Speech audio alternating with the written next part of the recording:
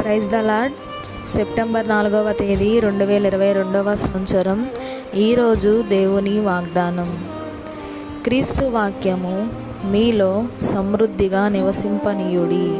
కొలస్సీలకు రాసిన పత్రిక 3వ అధ్యాయము 16వ వచనం.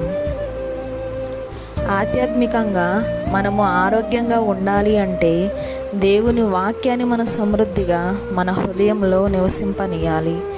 దేవునిలో మనము వర్ధిల్లాలి అంటే దేవునిలో మనము ఎదగాలి.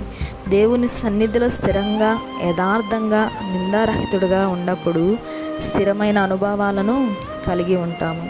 దేవునితో మనకు ఉన్న సంబంధము ఈ లోకంలో ఉన్న అన్ని సంబంధాల కంటే శ్రేష్టము. కాబట్టి ఈరోజు వాగ్దానం మీ అందరి జీవితంలో నెరవేరాలని కోరుకుంటున్నాను. ఆమేన్. God bless you.